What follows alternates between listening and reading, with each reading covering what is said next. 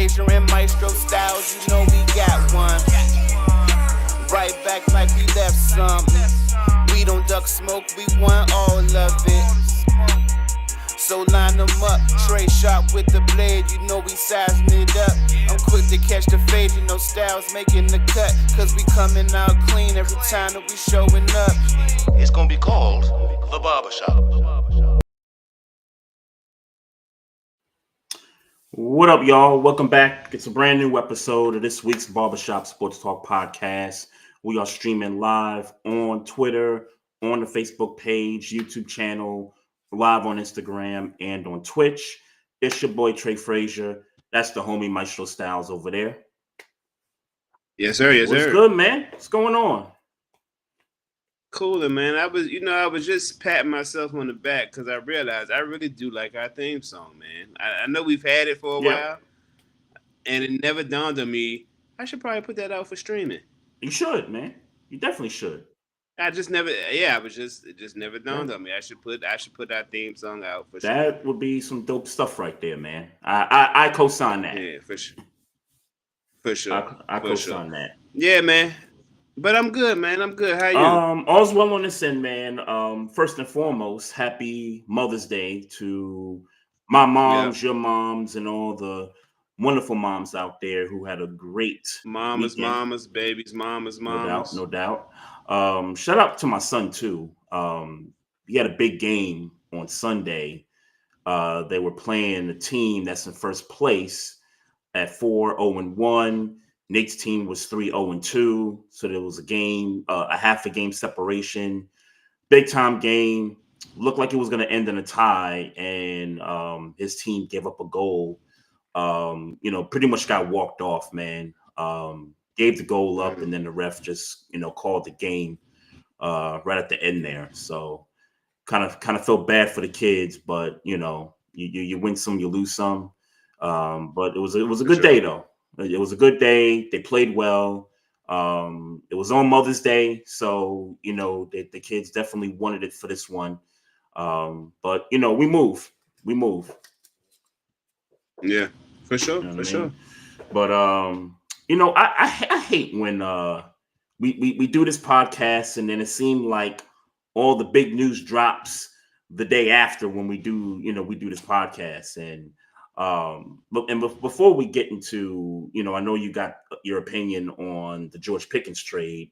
I got a good guest coming on, Dexter Henry from the New York Post Sports section. He's a sports anchor, covers all the New York teams, a diehard Knicks fan. Going to come through in a few minutes and just kind of talk through NBA playoffs, the Knicks, and what the Jets and Giants got coming up this season. So big show coming up from him. Steelers, man. It's always, like I said, it's always when these kinds of news stories break after we do a previous episode. So I think, like everybody else, this was expected. It was just a matter of when they were going to do it. Your thoughts? I mean, look, you on this podcast with me every week. I've been saying he's not going to be on this team. I feel like I first said it in the middle of the season last year, that I don't think he's going to be on this team next year. Just for the sake of what he's produced to what he might ask for as a number. And the contract was money. coming up. It was coming to an end. Well, yeah, because my initial before the DK Metcalf, my initial thoughts was, hey, we needed to hurry up and try to get him under a contract as soon as possible because we don't know what he's going to, we don't know what he's going to do, and but here we are. But certainly after DK Metcalf got signed, anybody who was paying attention knew that was the writing on the wall for George Pickens, that either he was going to play out this year or they were going to get rid of him. But like I said, sure, maybe I was kind of holding out hope for maybe they would, hold on to him for just so we get 1 year with two elite receivers. But I mean, when you think about it, we don't really know who's throwing to him, and he gonna be frustrated most of the year. And then after the year, he's gonna expect some money. It's like, bro, we're not gonna pay you $25 million to $30 million after we just got finished paying DK Metcalf $30 million. So we knew it was gonna happen. I'm not surprised. I'm not hurt. I wish George Pickens the best. I did want him to be a Pittsburgh Steeler, if you're asking me. But like I said, I just didn't believe that was going to be the case. Yeah. I always thought, and look, it could have gone a couple of ways. It could have gone the way how it did last week, or it could have just gone the way where they kind of see how it works with him and DK, opposite sides of the field, for maybe that first half of the season before, that trade deadline, kind of comes into play. They could have still waited until, the deadline to kind of make the move to trade him. So I thought they would have at least saw what could have possibly been. And then if things would have worked out, maybe there could have been a possibility of a contract negotiation at that point. So yeah, but that's not. I mean, just realistically, just realistically. Let's say they let him play into the year, and if it worked good, I mean, he was going to ask for top wide receiver money. I mean, and look, Brandon Ayuk getting paid $25 million. You know what I'm saying? So he would have at least asked for that. I think that's the least he would have made. Or been asking for. That's what least of what George Pickens would have asked for. In my guess. So it's like to pay him 25 and to pay DK 30, and we not sure about who our quarterback is. That just seemed a little far fetched to me. Like whether it's we don't believe it's Mason Rudolph. I'm hoping that it's Will Howard because we drafted him, and we don't know what as far as the Aaron Rodgers thing is. And you know why I stand with Aaron Rodgers. I don't want him on the team, but it's just it just would have been a lot. It just would have been a lot. The second that Will Howard did something to piss to piss George Pickens off, then it's headlines. You know what I'm saying? It's just we got enough shit going on. I think letting him go on to the Cowboys for a third rounder, and then I think it was a fifth in the 2027 draft.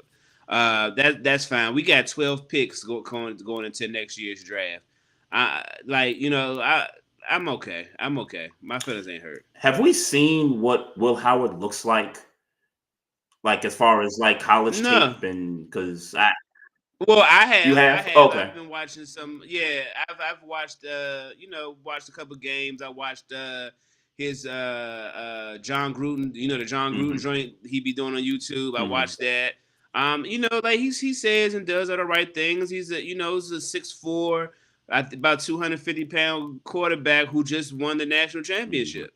You know what I'm saying? Like now, albeit he had a star-studded cast with him. You know what I'm saying? But nobody's going to look at his tape and deny his intangibles.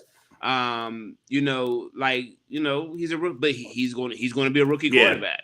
I mean, he's not going to come in and light the league. I don't think he's going to come in if he gets the number one spot. I don't think he's going to come in and light the league on fire. But do I think he can come in and just be a serviceable, decent rookie quarterback in his his first year?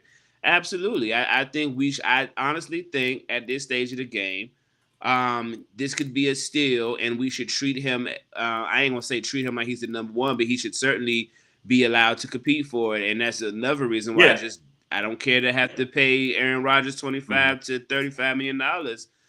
When we drafted a young boy who has some positives to him. Your prediction on who starts at quarterback for your team week 1? Mason Rudolph will start week 1, but I'm hoping by week 5 we'll be transitioning to Will Howard. Okay. Yeah, I mean, look, what's the point? Like, we drafted a quarterback. I get it. He's a 6th rounder.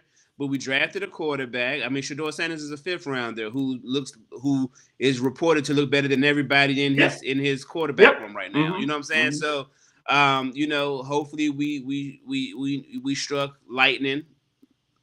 And but I say treat it as such. You drafted a quarterback. This might be the person. He might not be, obviously, but you Yeah, drafted the him. only So way you're give gonna him two, find three out is if you years. play the cat. That's it. Yeah, give him 2, 3 years. There's nobody. There's no Ben Roethlisberger here. Give this dude the opportunity to grow in the system, and hopefully he becomes our franchise Yeah. quarterback. That's where we Yep. at with it. If you're going to draft a quarterback, treat him as Yeah. such. Yeah. Nah, I hear you, man. I'm more interested on the Dallas side of it, of the trade. So now in Dallas, you got CD on one side and George Pickens on another side, and they've been looking for a number two receiver for a year or a couple of years now. Now they got that Mm-hmm. guy, and now, Then they got that cat from Carolina, Mingo, and then mhm, they still got Jalen yep, Tolbert, and then they still got Turpin, who the special teams wide yeah. receiver.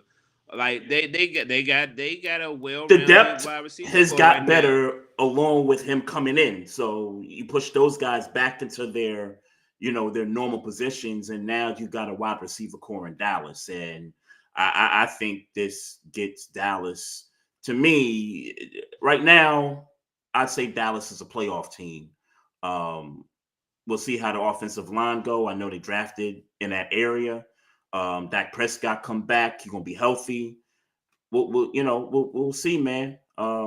It looks really Yeah, good. the only thing that concerns me is I don't know who Brian Schottenheimer is. I don't know that I believe in Brian Schottenheimer. You know what I'm saying? Like that's the only thing that really truly Mhm. concerns me. The running back spot. Like it's not the best, but it ain't a terrible running back spot if you're passing to Mhm. run. You know what I'm Yeah. saying? If you're going that way, this ain't a terrible running back room. So it's like, yeah, like you in position to do okay. Look, obviously you still got to deal with the Eagles and the Commanders. That's just what it Mhm. is. But you ain't in a bad position to compete at Yeah, at, at Dallas all, is at all. And, always and I, Dallas for the last several years has always had this up and down roller coaster. One year they win 12 games, the next year they have a down year. And trajectory wise, this might be the year where they bounce back. They might win 10 games, 10, 11 games, even with, the Eagles coming off of a Super Bowl and the Commanders coming off a title game appearance. That I would put Dallas in the mix right now. I mean, we'll yeah, if we're talking about right now, they should offensively they should be able to compete with mhm, anybody. Look.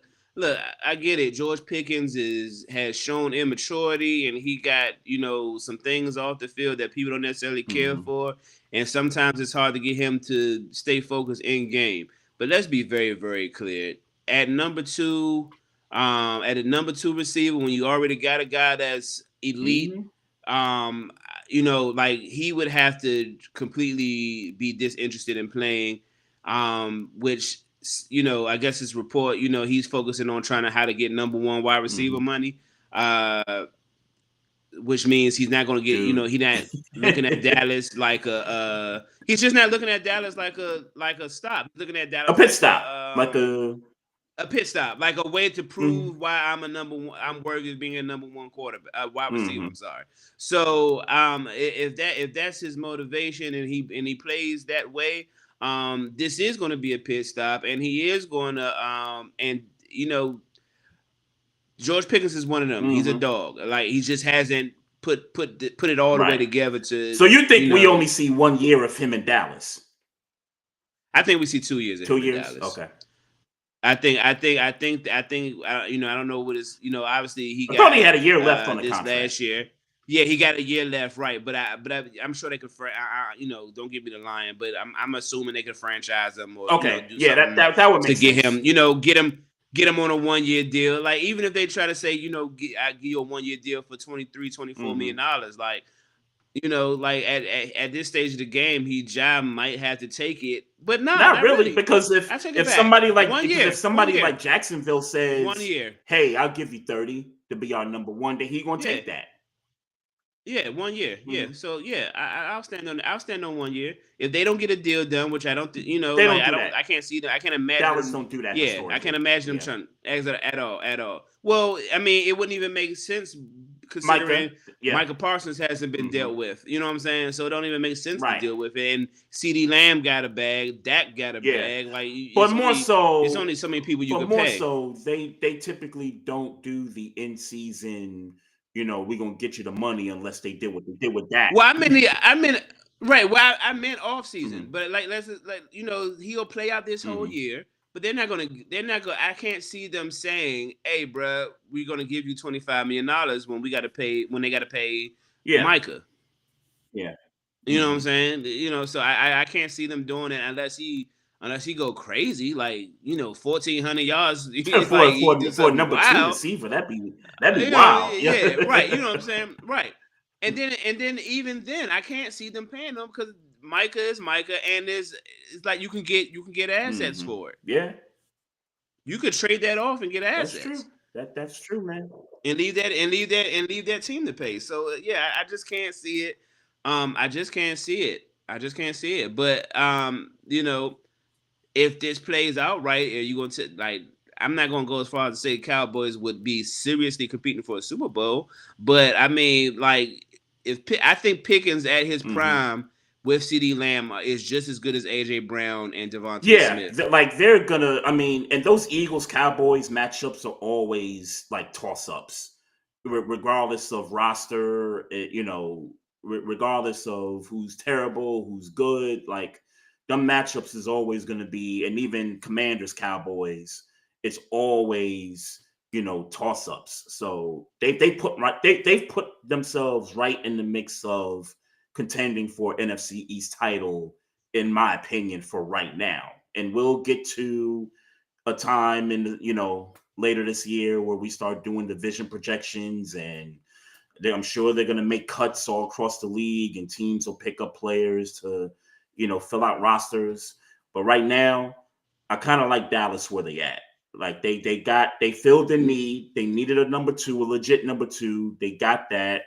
They addressed some things in the draft. They just got to pay Micah Parsons, and then I think they get their quarterback back healthy, and they're going to compete. They're going to compete in that division. Well, if I was a Dallas Cowboys fan, and obviously I don't follow Dallas as much as I would follow like Pittsburgh, obviously. If I had to make improvements, if there was an improvement, I would try to make this year at least offensively look into getting a pass catching tight end. Not no shade against Jake Ferguson, just Mm-hmm. somebody better than him. Mm-hmm. And Is he that. old? Is he like No, old no, no. or? He's not. Oh, no, he's just Oh, not the okay. best. He's just not the. I think you can find a better option. I think you can find a option in like who's the guy I'm thinking about, like a Gerald Everett, like one of the older tight ends, but Okay. they They could have Mark Andrews. yeah, if they want to trade with us, they could have Mark Andrews. yeah, you know what I'm saying. I just think Mm-hmm. they can certainly improve it. And again, that's not shade. Jake Ferguson is a good tight end. I'm just saying you can certainly Mm-hmm. do better, and you could definitely do better at it. Number one running back. You can do better. Like I Mm-hmm. said, that's not me saying again. There's no shade to that room. I think if you were a pass first, run second offense, I think that running back room is fine. But you Yep. can certainly upgrade. So it's stuff out. It's stuff out that they could do. But this team is just fine if you're talking about competing for the division. Look. I'll tell you right now. I don't see them winning the division right now. I don't. No, I won't go that far. I will But they can say compete. wild card. They could certainly compete for a wild card. They will certainly be in competition for that division. While I don't have them winning it, it will certainly be a 3-team race. With this team as constructed right now. Yeah.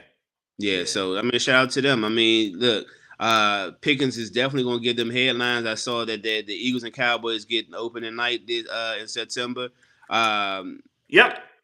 Pickens, I can't see why Pickens wouldn't show his ass in some way, shape, form, or fashion, which Dallas Mm-hmm. loves. So Yeah, Jerry made a phone call. He was like, "Yo, you're not pairing the Eagles with nobody but us. That's Mm. that's kind of how I see that, because you know where I was with it. I said, look, if you want to, carve the knife deeper into the Giants' soul, put them against the Eagles to open it up with the banner raising and the whole Saquon deal and all that stuff. If you want to really be funny about it, put the Giants out there. But except for the Giants, it's not going to be. I mean, again, it's just on paper, but that's not going to be an entertaining game. Like no, it won't be an entertaining game. It'll just draw numbers. It'll just draw numbers. That's it. I don't even know if that. I don't like more numbers than Eagles Cowboys. More numbers than Eagles Cowboys. I doubt that highly. Highly. Well, I think Eagles Cowboys numbers wise will be higher. I just don't know that the gap is that big. If you're talking Eagles Giants, I mean, yes, the Giants are bad, but they're not exciting. I mean, who we talking about? But it's New York, so New York gonna watch. New York, biggest market. They're gonna turn up numbers anyway. I mean, it's the NFL. NFL turns up numbers anyway. Yeah, but if the job is, let's get as many eyes on premiere night as we can, Eagles Cowboys is the better matchup than Eagles Giants. Yeah, for sure. We agree there. Yeah, for sure. Yeah. No, for sure. But they like Eagles Giants. Okay, whatever. Like, y'all gonna get y'all numbers, but yeah, it's not going to be a competitive matchup for sure. It definitely going to be that. It's not going to be that. You just giving the Eagles a cakewalk to open the season at that point. But yeah, like this game looks to be interesting. I like, and when I saw it, I thought about it like, boy, like, okay, Quinyon Mitchell, pardon me, he's nice. That's going to be a nice matchup with CeeDee Lamb. But then that white boy against George Pickens is I immediately thought about that. It's like, ooh, that's going to be interesting. Especially because Cooper DeJean might, I don't know how they're covering him in Philly, but fresh off that pick 6 in the Super Bowl, you know what I'm saying? Like, I wonder how they're going to try to up his stock in order to get the Great White Pope at cornerback. So, you know what I'm saying? I did think about that. Yeah, that's I definitely thought about it, but yeah, I mean, again, shout out to George Pickens.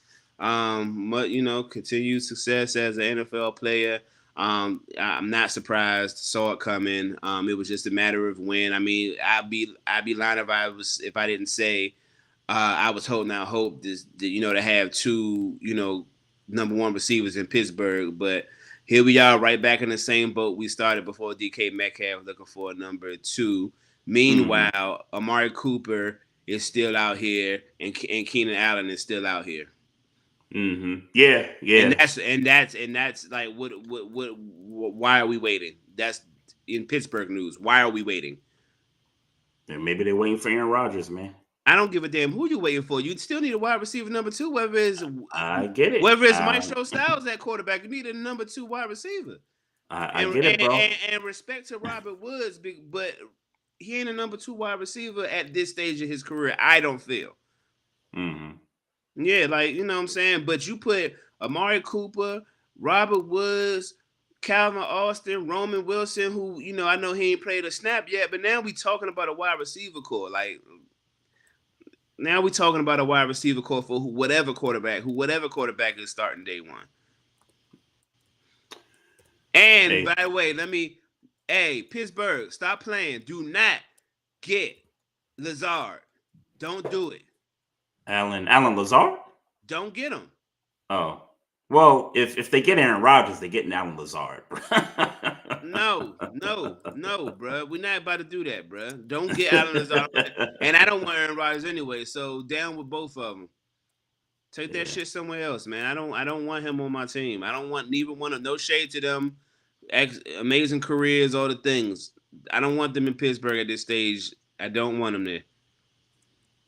Hey. Yeah, we'll see what happens, man.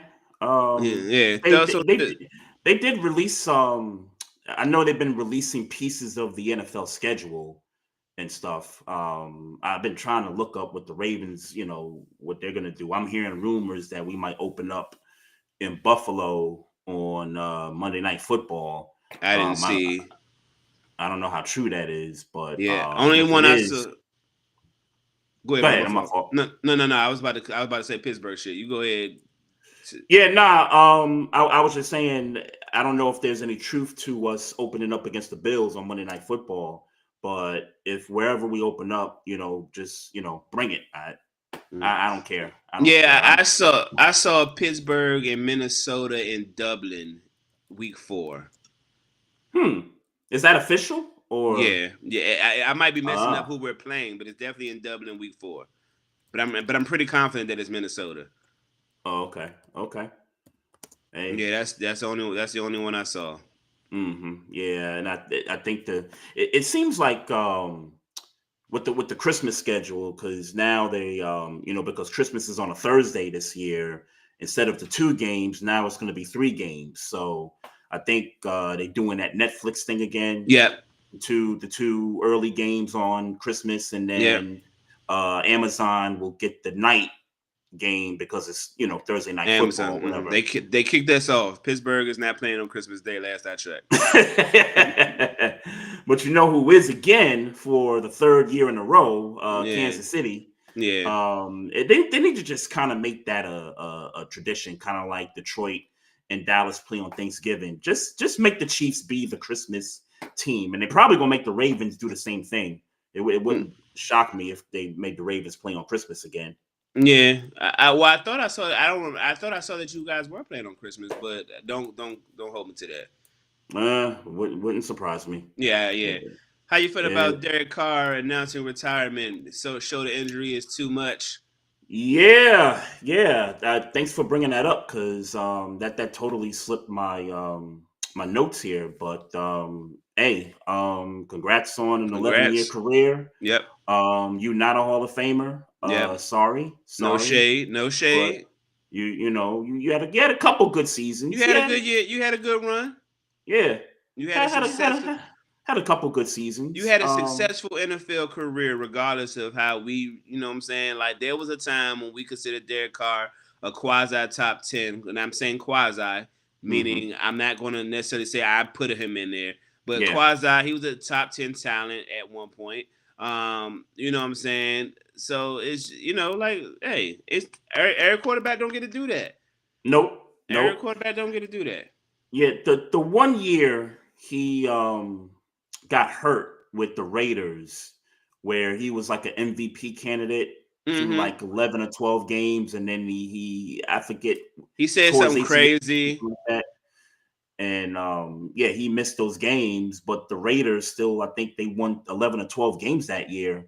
And but speaking of the Raiders, they were a bad organization, and I think that contributed to some of his play. Now, he did save them on several other occasions. I can think about the finale against the Chargers, where Brandon Staley idiotically calls the timeout when they were trying to agree with each other. Hey, man, look, if we tie, we both get in the playoffs. That one game comes to mind when I think about Derek Carr's career.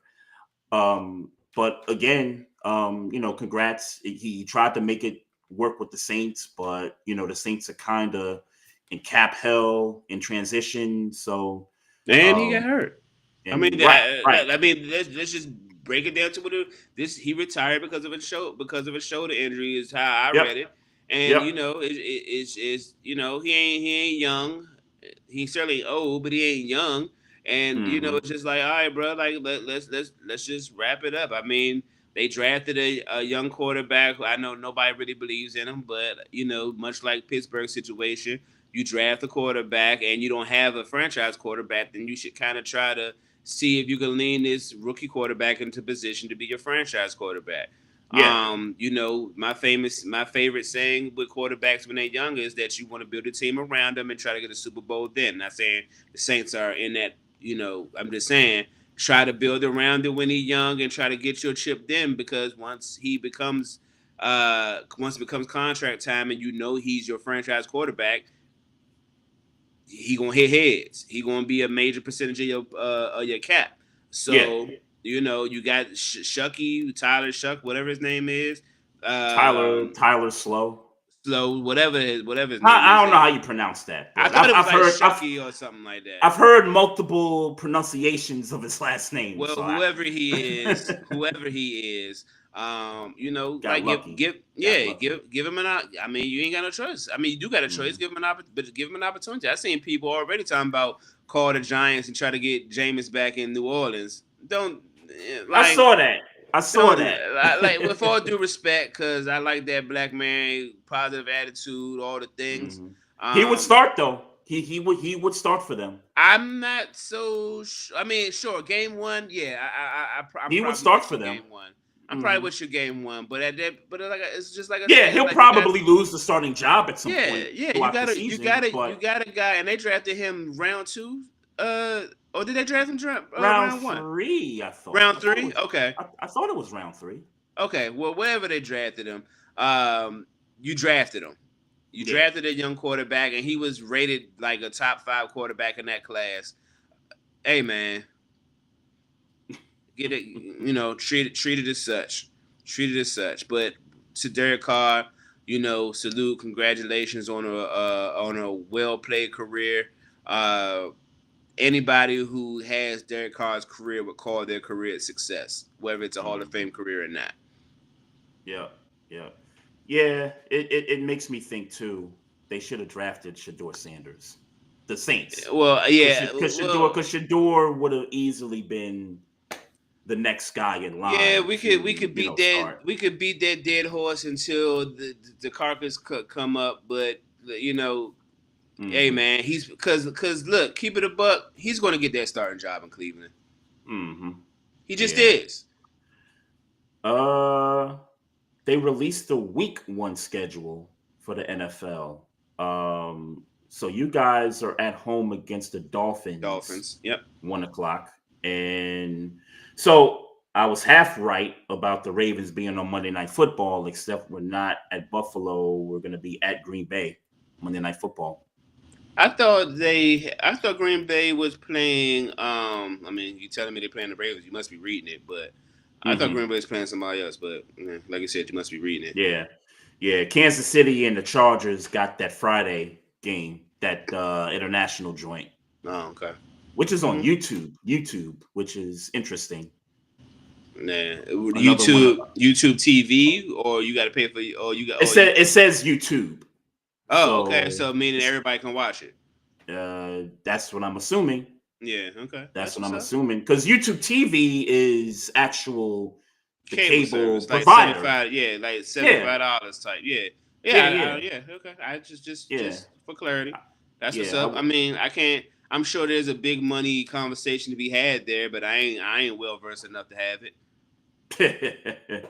Yeah, nah. I mean, much like the Super Bowl on Tubi last year, it's like I'm sure there's something that there's some type of conversation that we should be privy to, but I ain't.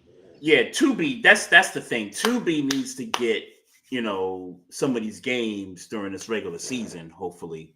And we'll see how that works out. I don't know why they need to, but I mean, if they do, that's what's up. They need to because they need the money. Oh, you mean? I thought you meant as far as a network, as far as like a streaming service, they could use some of that. I ain't gonna hold you, bro. Tubi's doing just fine. I mean, ain't nothing wrong with making no extra money. Ain't nobody never. But that's what I'm saying. Yeah. They can. That's what I'm saying. They can make some extra money. I'm not saying Tubi is like about to go like defunct or anything like that. They're doing just fine.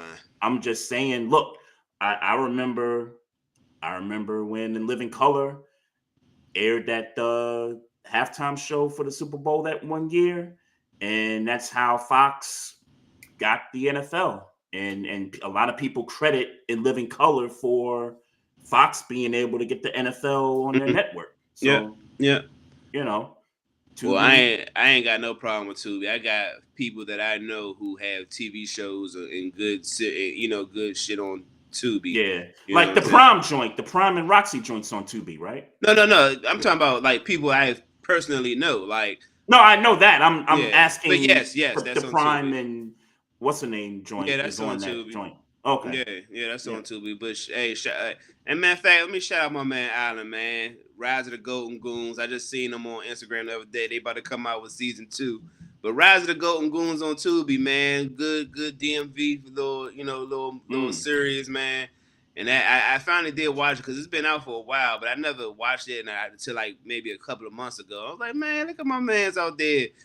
I know Slim since middle school, man. Like he out here starring in Tubi movies, man. Like shout out to my man. Yeah, that's dope. That's what's up. That's what's up, man. We should try to get on Tubi somehow, some way. Hey man, I'm down for trying to get on anything that would allow my slanted artwork and my handsome face to be on, man. I'm good. I'm good with it either way. I don't know how this stuff works out. I'm just trying to crank out. I remember, and I won't stretch the conversation about fourth wall conversation, but I remember Damian Adams said something to us a little while ago. He's like, "Bro, just keep focusing on the content, bro. Don't look at nothing else. Just look at the content. Just keep on putting out content." And I was like, you know what? Yeah, that has helped, and we've done that. Well, I mean, to be honest, we could do more, but of course, we could certainly do more. But I won't fourth wall it. Hey man, so I don't know if you got any more football, but I had a question for you, man. I got one thing with football. Okay. Prayers out to our Darius Washington, our corner with the Ravens. He tore his Achilles in camp earlier today, so he's gonna miss the entire season and maybe a portion of the following year. We'll see how that all shakes out. But prayers out to him. Get well soon. Too many Achilles injuries, and we'll get to the other Achilles injury as our guest just joined us in the waiting room here. But you got something you wanted to say before we? Well, no, we could wait. We could wait. We could wait. Okay. All right. Cool. Let's welcome the homie Dexter Henry, host of the New York Sports Live show. You can follow him at the Henry TV on all social media platforms. Big New York guy, Brooklyn guy, I believe also. That is correct. East Flatbush to the fullest. There we go. Hey, Bed-Stuy over here, man. There we go. All right. So what's up, guys? How y'all doing? Cool, man. How you?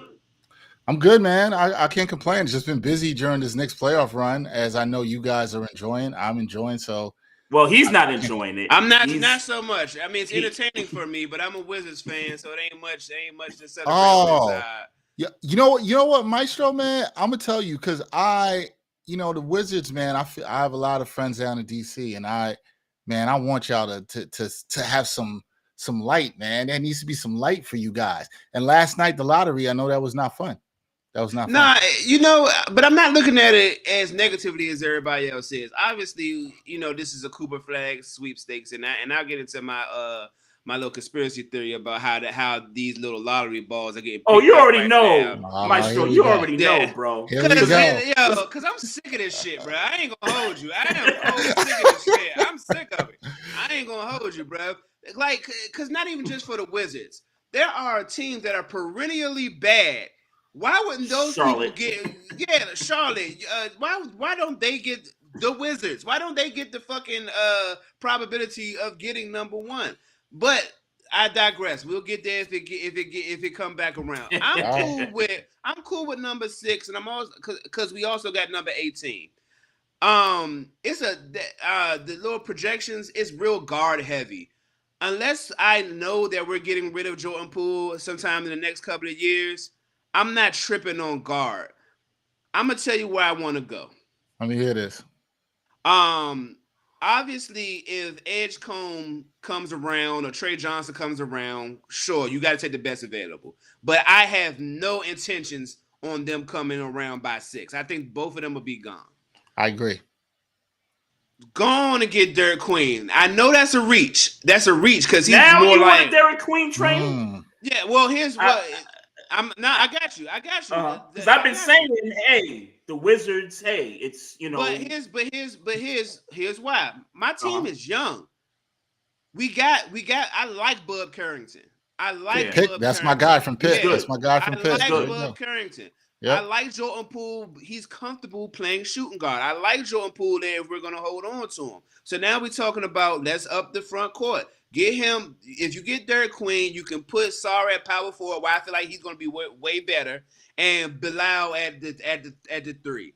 I like that starting 5. Now I ain't talking about the finals, but can we beat the Heat and get an 8 seed next year with a decent coach? I'm 100% with that. If we can hold on to some veteran pieces, Smart, hold on to George. I know he's not a veteran, but hold on to George. Hold on to just some veteran pieces. I think we good enough to get the 8 seed if we got some decent coaching. If we can get him, get Derek Queen, and then if you want to play the guard game later down at 18, fine.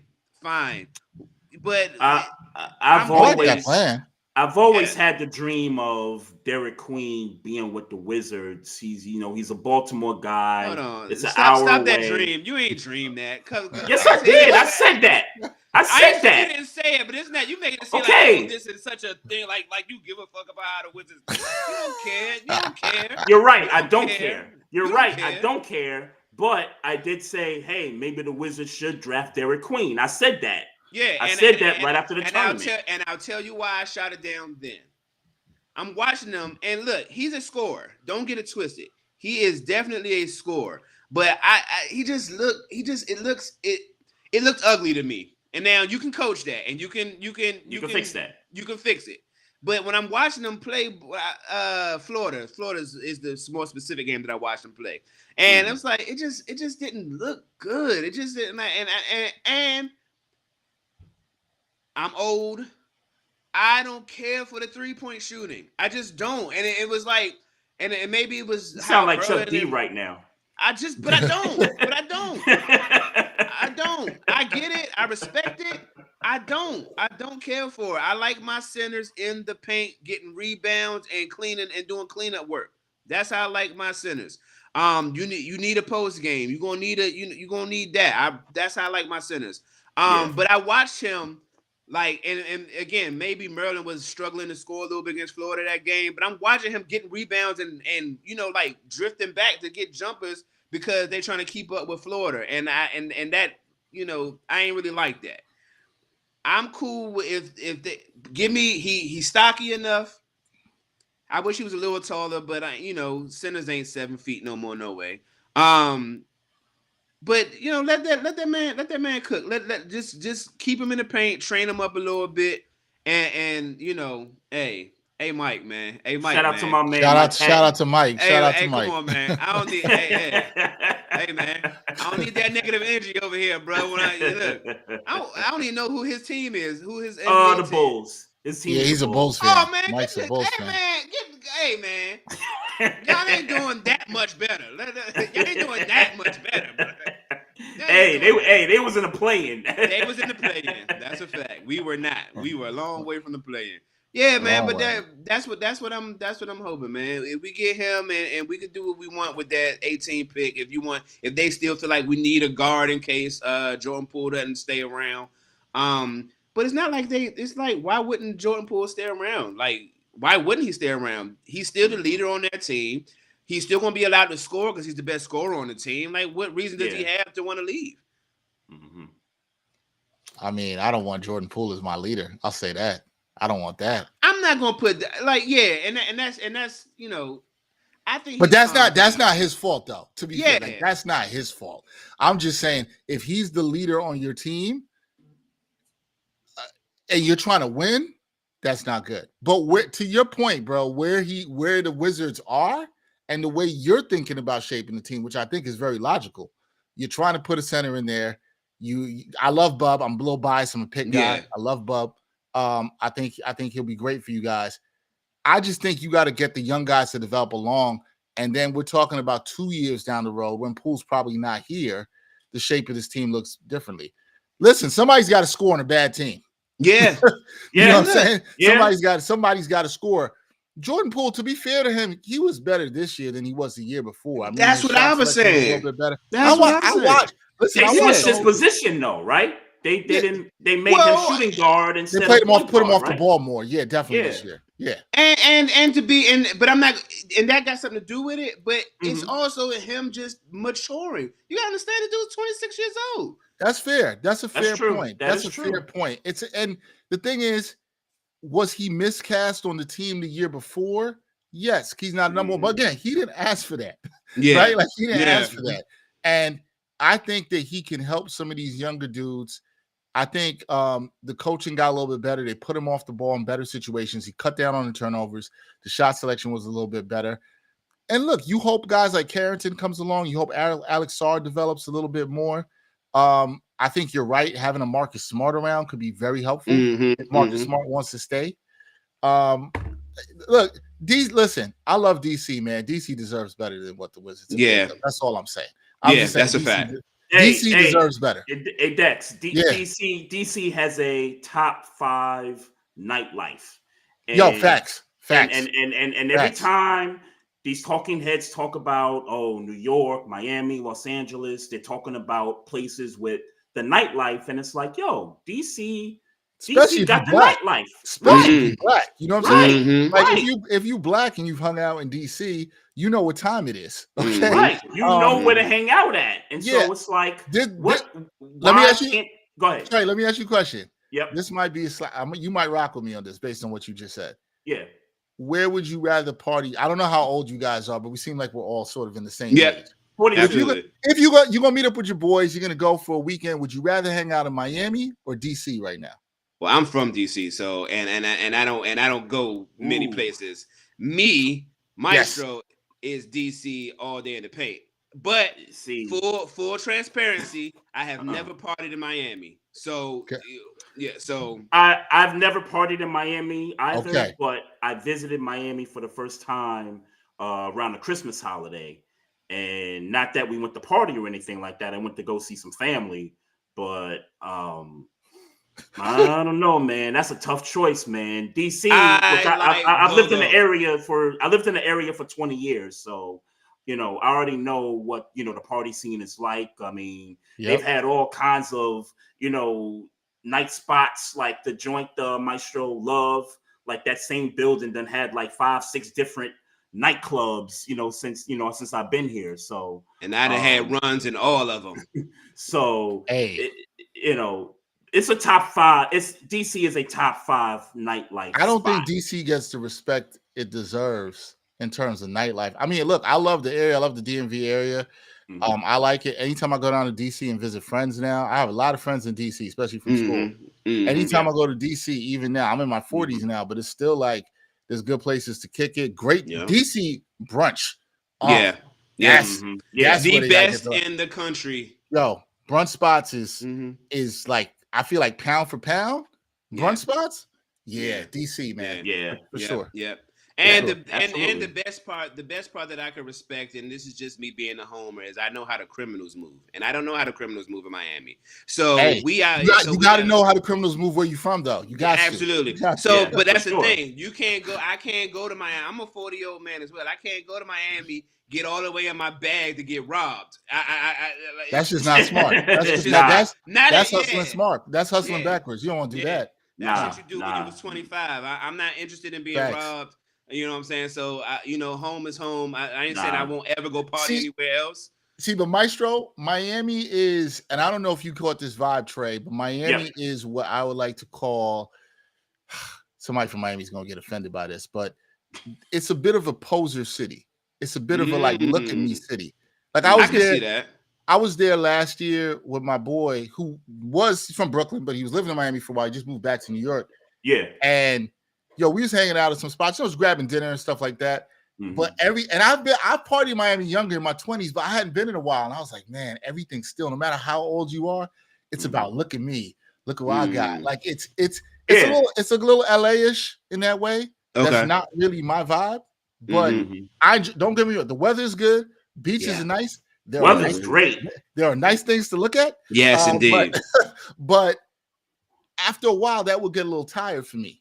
At least where I am. Like that reminds me of Las Vegas. Because my one trip to Las Vegas about 15 years ago, me and at the time my girlfriend went, and we ran out of things to do after maybe the third day. And That's we all you stayed need, bro. probably 6 3, days. 4 days. Yeah. That's all you need in Vegas. 3, 4 days. That's all you need. Right. And as a married man now, for me, when I look at Miami, it's definitely not a place to raise kids. It's not. That's not the place to go down there to, you know, settle down, have a family, try to raise kids and all that. Go ahead and stuff. separate. Go ahead and alienate us from parents who like sports in Miami. Go ahead. It's a straight up party town. Like that. That's not the spot to be raising kids at. Nah, great spot to go for a weekend. I'm not, you know, shitting on Miami in any way like that. Great spot to go to weekend. I will tell you this. If you want to live around the Miami area, good spot if you want to raise, like Fort Lauderdale, like 30 minutes outside the city. I've heard that. I've heard that. Not bad. Yeah, Fort Lauderdale's nice. I've been there a couple times too. Yeah. That's dope. But hey, Dex, so before we start bragging about the Knicks, right? So you're a Brooklyn guy. I'm a Brooklyn guy. I graduated from Bishop Loughlin. Okay, in Bishop 01. Loughlin. So yeah.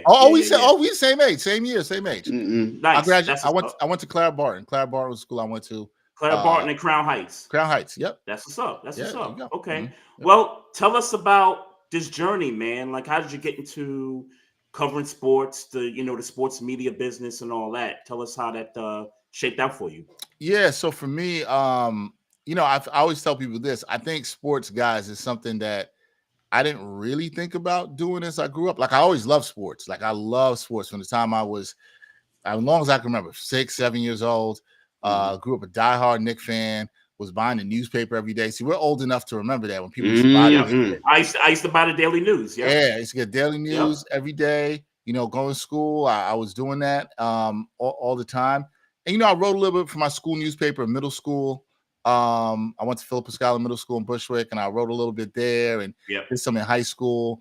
But I didn't think of it seriously as a career. Honestly, like when I went to college at Pitt, I was going to try to do athletic training. I want to do something with medicine and sports. That's what I was trying to do at first. But then I got into these classes and I was like, nah, these chemistry and bio classes, it wasn't it. It wasn't for me. It just didn't vibe with me. And I saw some people at Pitt doing some stuff on the TV station. One of my mentors, shout out to my mentor, Jamoke Davis. He's from DC. DC guy, Jamoke Davis used to do stuff. He used to work for Monumental Sports and the Wizards. And do some on-camera stuff with them too. So, but that was my mentor, and he did some stuff there, and I got involved with the TV station there. And honestly, man, after that, that's when I was like, yo, this is what I want to do. And then coming out of school, I moved back to Brooklyn for a little bit. I started off writing for a small paper here in Brooklyn called the Brooklyn View. And I was working on the print side of things. Then I was at CBS News Productions. I worked at MLB.com for a while as a game night editor. Then I had my first stint. This is my second stint with the New York Post. My first stint with the New York Post, which was really my break on camera. I was a video journalist, reporter for them, doing some stuff back in the day. I also worked for SB Nation. I started my own thing, my own YouTube channel called Backpack Broadcasting, and I covered a lot of high school basketball in New York. So it's a good time. So I did a lot of stuff, covering Kemba Walker, Lance Stevenson, Isaiah Whitehead, some of the big players that I covered there out of NYC, and that really put me on to work for News 12, the News 12 networks here, and you worked for News 12 Brooklyn, Bronx, and New Jersey. And then I dipped out of sports. I was doing news and sports for a while for News 12, and I dipped out of it in 2018. I was actually a weather reporter for AccuWeather. Wow! Oh wow! Yeah, you don't see many people that look like us out here chasing these storms or covering storms, but especially that dudes. I'll be honest with you. This might be Instagram, but it's a lot of women doing weather now. Yeah, no, you're right. Yeah. There's a lot. There was a lot. It was cool because I told some cool stories around weather. I came to DC a couple of times for a couple of snowstorms, actually. That I did, and I did a couple of hurricanes, which hurricanes are no joke, guys. No joke. But let me put it like this: I had a good time doing it. I did some good storytelling. I do not miss it. I do not miss it at all. I hate it whatsoever. And then I got back to sports. I still was doing a lot of stuff independently, and I got back to sports. An opportunity came up with the New York Post to do some digital hosting, which is what I really wanted to do. And I love doing it. So I get to do a lot of good interviews and, work on a basketball show, weekly basketball show. And it's a lot of fun. So that's been my journey. But a lot of it came from doing what I did independently. That's something I always say with the story. If I didn't do certain things independently, I I wouldn't be here. And it's why I support a lot of people doing independent media, because I was doing just like you a couple years ago, hosting my show on Restream and you know, trying to build an audience. And I just think anybody that's creating and doing the things they want to do, speaking about the way they want to speak about sports, that's dope, because we need so many more diverse voices. You know, I know a lot of times Knicks fans, I hear this, is like, oh, we're tired of the national media and the talking heads. And I tell them, like, well, you have so many other options. You don't have to listen. A lot of options. Yeah, you don't have to listen to if you don't like that. You could find your community. You could find what you like to hear. And you know, I think the way I try to approach what I do is I try to make sure I'm doing a service to the fans. At the end of the day, I'm still a fan. Like I don't like when people in media act like they're above fandom or above. This is why you did this, because you love sports. You love sports, right? I love talking about it. I love the storytelling aspect of it. I love connecting with people like you guys and talking. That's what makes it beautiful. Like talking to people who you've never met before, discussing things with nuance. We don't everything doesn't have to be a debate. Yeah. You know what I mean? Sure. But But I think with nuance, it's cool. We should do that, and we should hear different voices, and that's how I try to approach it. You know, Mike, who's been in the comments, Mike's been on with me a bunch of times and talked about, you know, he does his show touring the AFC South, and he's talked about different things with me.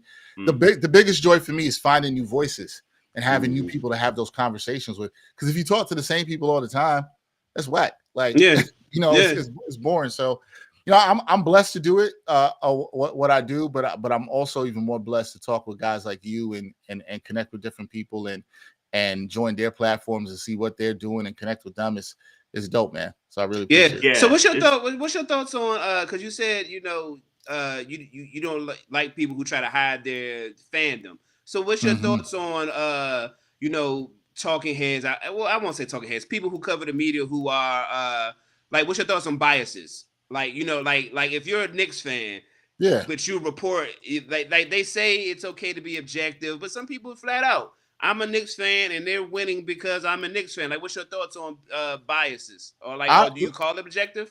No, so here's my thing. Unless you cover a team on a day-to-day basis, like a beat reporter, then I don't feel like you could outwardly be a fan. But if you're like me, I host a show that happens to cover the Knicks and the Nets and the Liberty, and we just all New York basketball. Yeah. You can do that. I'm not outward waving the pom-poms. That's not how I roll. But like, I hope the Knicks do well. It's good for business. Yeah, it's good for business. Like, I hope the Knicks do well. I grew up a Knicks fan. I don't hide that. I grew up a Knicks fan. Yeah, like I grew up a Knicks fan. I got a big John Starks jersey right over here. I don't hide that at all. But I'm gonna try to be as objective as I possibly can. If the Knicks are playing like ass, I'm gonna say they're playing like ass. If they're you know doing good, I'm gonna say they're doing good. I picked the Celtics to win this series. Try to be effective going into I it. didn't. You did it. Good for you. I did. Yeah. But deep down, did I want the Knicks to win? Of course I want the Knicks to win. Yeah. It's good for what I do. It's the longer I get to cover them, it's more I get to talk about them. But I think that, you know, I just look at it differently for everybody. So like, let's just give an example. Like Stephen A is a diehard Knicks fan. He's out there with his Knicks fandom. He says it. I saw some comments from Mike Tirico saying how he doesn't like that from ESPN, and he doesn't like when people are outwards with their fandom. I understand that's a little bit old school. I'm somewhere in between. I think it's fine to have your fandom out there because I think it's cool. Yeah, because who are you fooling? This is again. Yeah. You guys are talking about sports right now, here in this moment, live on your show, because you love sports and you're fans of a team. You're no different than me. You're no different than anybody else. Right. It's fine. I think if you cover a team on a day-to-day basis, that's a different thing.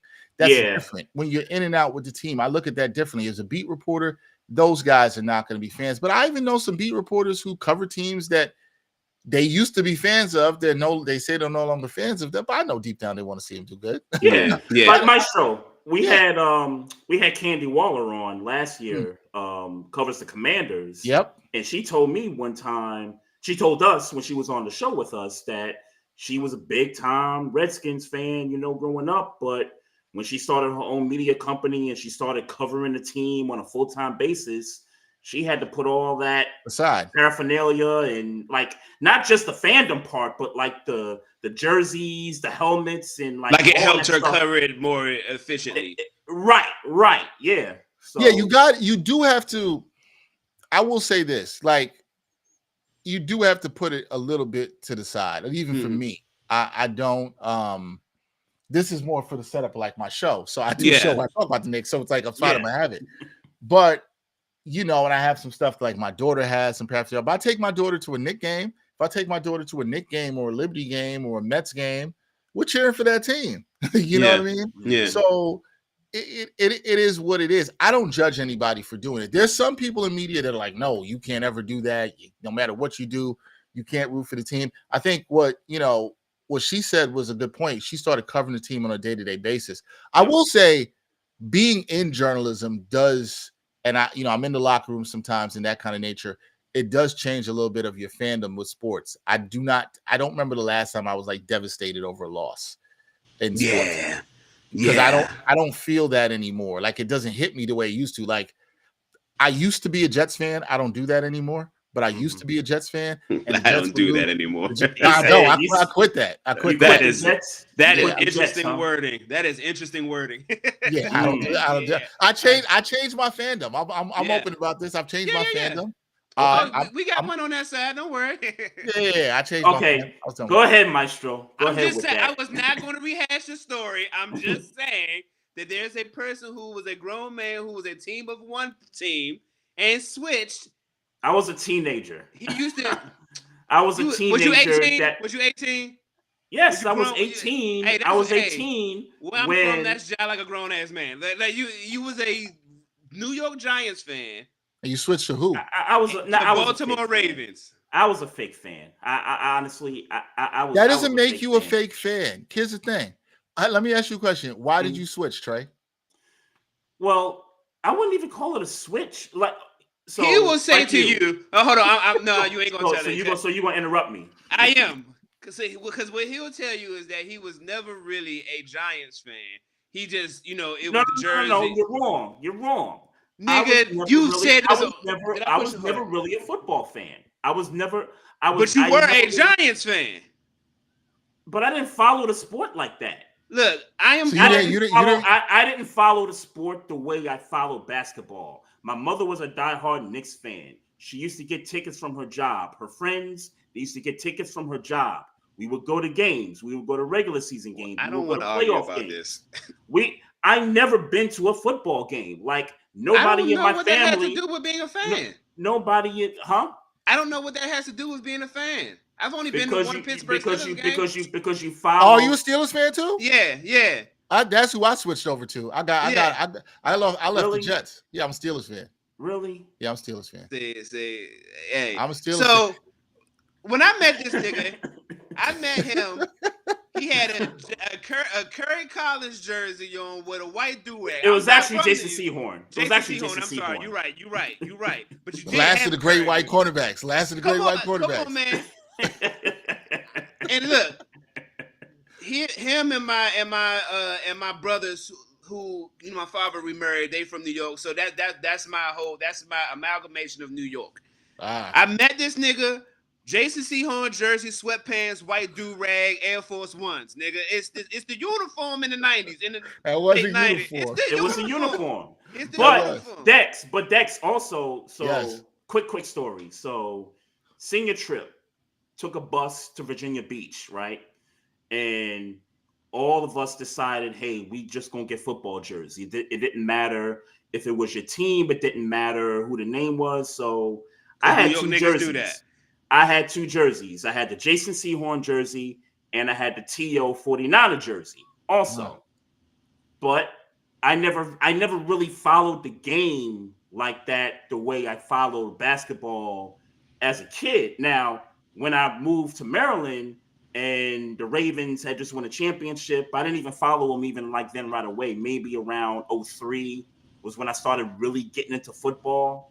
And honestly, if you live around here, whether you in the Baltimore area or you in the DC area, it's football crazy in this area. Yeah, if you try to talk basketball, they're gonna be like, basketball, like nigga, this is a football town. Like, what you talking about? Yeah. So that's how I began following the Ravens, and that's how, with his help and with some of the other homies, like following football, I paid attention to it a lot more. I started watching the sport a little bit. terminology. Like I learned a lot of it more just from being here in the area. But growing up in New York, it was basketball and it was baseball. Baseball. Mhm. Yeah, Mhm. it's that.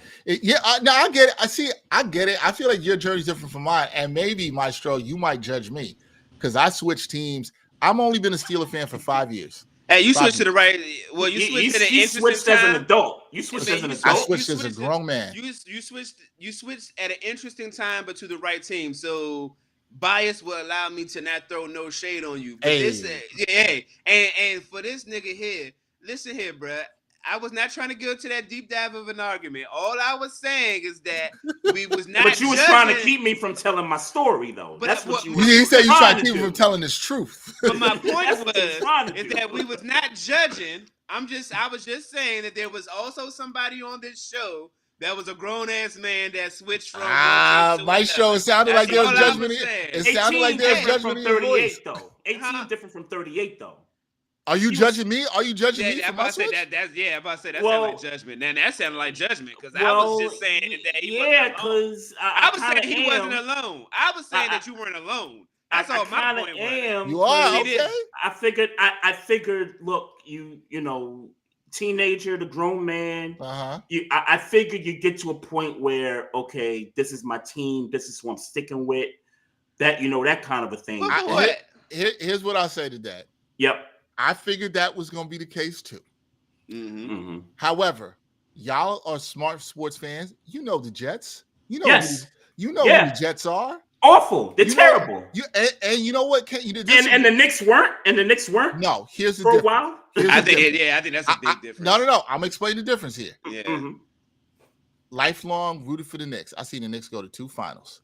I've seen them have franchise players. Okay. We are all the same age. Yep. What's the best Jets quarterback you ever seen in your life? Chad Pennington. Chad Pennington. And this is no shade to, I agree with both of you.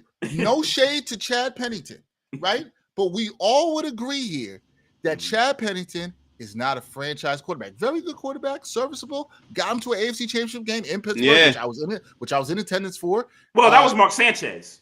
No. You're thinking 2010. This is 2004.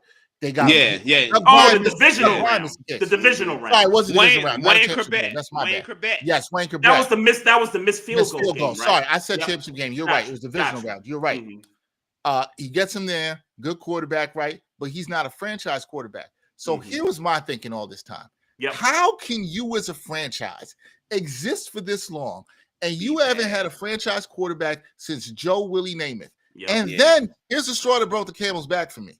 Mm-hmm. I was rocking with the team, and they went out and drafted Zach Wilson. And I didn't need to see Zach Wilson play, guys. I knew he was going to be trash. I knew it because they chose Zach Wilson because he looked the part over Justin Fields. Because he had the deep ball pause in that that scrimmage. But like he said, he looked the part. He looked the part. Ain't none of us thought he was going to be good. I didn't think he was going to be good. And I said, you know what? The Steelers were always kind of a second team for me. I went to school in Pittsburgh. I always kind of had like a I liked how they ran. Sense. Yeah, it's not like there's no ties to them. I liked how they ran things. I'm a Mike Tomlin fan. I like how they ran stuff. And I was like, you know what? I want competence in my life. Because with the Steelers, I'm not stressed, though I have not liked this offseason. I was gonna say, like Maestro said, you picked the Steelers at a time where it's just an interesting time. We don't have a franchise quarterback. I wasn't jumping on a bandwagon. You can't say I was like jumping on some great quarterback that they drafted. That's true. I just was like, hey, this is an organization that generally handles their shit well. That's true. I'm gonna go for the competence over the incompetence and see how it happens. Because when the Ravens drafted Kyle Bowler, that was the first year that I started watching Ravens football as a fan. So and they was so I get you. Here's the thing. I was talking with a young lady who's a Ravens fan today, and she was telling me, she was like, "Oh, you're a Steelers fan," and I was like, "Yo, I know the Ravens are the rival. I have respect for that organization too, because I think they run things. They're an organization I respect. I think they do things the right way. Pittsburgh little brother. I like that. I say it to him all the time. He hates when I say it, but I can see this. I can see Trey's face. He doesn't like that. He doesn't like when I say it. My thing is, I think that if you are a fan of a team this is different from your situation, Trey, which I do not judge you for. Yep. If you're a fan of the team and the team is not doing right by you in terms of competence, it's like if Maestro said tomorrow he didn't want to be a Wizards fan, I got no problem with that. They've done him dirty for a long time. They've done him dirty. What are we talking about? Okay. They've done him dirty. Because I thought about this. Earlier. Yeah. Because, with the draft last night and the lottery and the Wizards getting screwed over, it's like, what? Since 78, they haven't had a championship. Since 78, they haven't been to a conference championship. Crazy. But I think about those two runs they had. The one in the early 2000s with the Gilbert Arenas, the Jameson and the Caron Butler run. It was a fun run, but they kept running into LeBron James. Yeah. Right. And then they had this recent run with Bradley Beal and John Wall. And the year they played the Celtics in the second round was supposed to be their year. And they couldn't get past that Isaiah Thomas-led Celtic team. Which I thought the Wizards should have beat that team, but it's hard to say. It's hard to say at this, looking back at it. That's really difficult to say.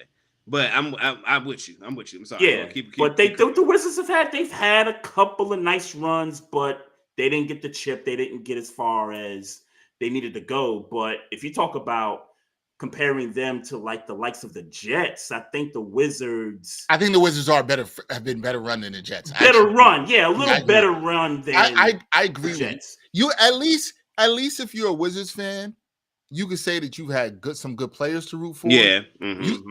I'm not saying you haven't had good players to root for the Jets. I'm just like, how have you never lucked into a franchise quarterback? How is that possible? Yeah.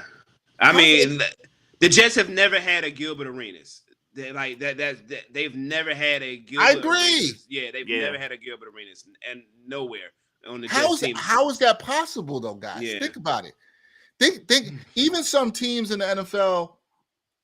I mean, Cleveland stinks, so they always know how to mess up a quarterback. Yeah. I was trying to think about even like the Arizona Cardinals. I was thinking Cardinals. They got a Kyler Murray. He's exciting. Even if you don't think he's a franchise quarterback, you're like he's exciting. The Jets have also had quarterbacks who do better when they leave them. Right? Sam Darnold this year. I'm not saying I believe in Sam Darnold. Geno Smith. Right? Yeah. This is what the proof is in the pudding for me. That's a fair point. I just was like, I can't do it. Listen, and I didn't jump to the Steelers where they had their quarterback. They're looking for a quarterback now. You can say they're in flux. I want no parts of Aaron Rodgers. That's a whole other story. Thank you. He agrees. God damn. Thank you. He agrees. I don't want to see Aaron Rodgers. But that's a popular opinion, though. That is not a popular opinion. People look at me. You don't think so? Really? No, people say they're like, Dex, how do you not want Aaron Rodgers? He could sling the ball. Must be Jets fans talking. It has to be Jets fans. You know what's funny? You know what's funny, Trey? At work, shout out to one of my producers who hosts our Jet show. Yeah, I told him a couple years ago the Aaron Rodgers thing wasn't going to work out. I knew it wasn't going to work out. Like, I'm not going to say I knew he was going to tear his Achilles. I'd be lying about that. Right. But I was like, he's old. And he's washed. I use that going word back today. to Green Bay, that last year in Green Bay. Yeah. And you could see it. And so I talked to somebody today who knows fantasy football, and he said to me, Dex, but last year he threw for 4,000 yards. I said, bro, if you watch those games, he was getting a lot of that stuff. I got to watch those games. So right. A lot of this is in garbage time, and he's not really doing as much. He's not mobile. Do I think Aaron Rodgers can still throw the ball? Yes. Yeah. I think he needs everything to be perfect around him, which means he has to have the perfect protection on the line, wide receivers that can catch. He needs it. He had Garrett Wilson with the Jets, right? He had weapons in the backfield. Yeah. And Byron Allen, but they couldn't get it done. But the problem, too, was that they cut the coach too early. Oh, I agree with that. But that was he made him do it. But he made him do it. Yep. This is true. Mm-hmm. This is true. Yep. That was an Aaron Rodgers call. And then he had the audacity to be mad when they told him they're not bringing him back. And Aaron Glenn told him he's not bringing him back. Oh, y'all flew me all the way across the country to do that. If the man hadn't said that to your face, you would have said he was not a man for firing you to your face. I don't want him in Pittsburgh. I don't want him in Pittsburgh. I don't want him. And I'll do you one better. I'll share quickly because I don't want to turn this into a Steelers podcast, and I'll do it fast. And Trey knows I'll do it fast. We won't get to no playoffs or nothing. This is what I'll say. I said to Trey, and I have been saying it to him for weeks: do not draft the quarterback in the first round. That's not our number one need. Go defensive tackle. Now, I said you can. You did. I'm clipped up. I'm clipped up. You I'm did. clipped up Yep. saying that. Yep. And plus, I didn't believe in none of the quarterbacks in this, including Shador. I just don't believe him being a franchise quarterback for the Pittsburgh Steelers. That's it. Much success to him in Cleveland and everybody else and everywhere. Did you believe him to be a franchise quarterback in general? I believe he can be a franchise quarterback. Okay. Yes. Okay. I don't think it would have worked out. Look, Mike Tom, and this is a bias thing. The Dion. You said that you mentioned the whole Dion thing. I don't got time for DK Metcalf having something to say about Shador Sanders and Dion coming in and saying, well, I don't like DK Metcalf, and then Mike Tomlin got to mediate the whole thing. I ain't got time for that. We trying to get back to Super Bowl competition right now, and the last thing I need to be worrying about is the best, the most important position in football and his daddy. Anytime, and it's not necessarily Deion's fault. Deion is Deion Sanders. Like he is who he is. But it'll be a media thing. They will ask him a question after a Colorado game. Beat Oregon in a big game, and they'll say, "What about your son in Pittsburgh?" Yeah, right. And whether he answers it or don't answer it, they taking that right back to the Pittsburgh media to give us and now we on ESPN for nothing. I don't got time for that shit. I don't got time for it. How do you feel about Will Howard? Is my question. Is my question to you. Oh, I like that. I like it. Pick. It was a sleeper pick. Like it was a sleeper pick. I thought the draft was fine. My only thing, I thought the Steelers did fine. And I mean, I always hate saying this stuff because you don't know how any of these drafts play out. But I thought they addressed every need they needed to outside of quarterback. But I think I don't know this for sure, but from what I heard from some people covering the team was, they didn't like who was out there. They did not believe in anybody out there to be a franchise quarterback. My only thing is we both are on the same page. We don't agree. We don't believe in Aaron Rodgers. I assume you damn well do not believe in Mason Rudolph because I do not. How you feel about Shador? So I've thought about this more since this happened. With Shador, Trey, I was like, I'm rooting for the kid to do well. Maestro and I are on the same page in that I think he can be a really good quarterback.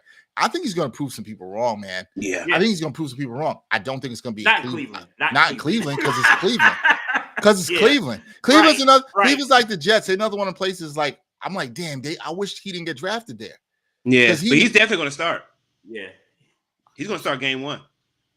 I'm not sure that's best for him. I'm not sure. I'm not sure if it's best for him. You know what I told you. I think of those 5 guys, I think the 2 guys that are going to get cut, Kenny Pickett, Gabriel, I think is going to get traded. You think they're going to cut him at a rookie? They're going to trade him. Okay. Trade. I think they're going to trade Gabriel. They're going to keep Joe because of the veteran experience, and they had a run with him a couple of years prior to that. Kenny Pickett, I think they're going to cut. They're going to keep Shador.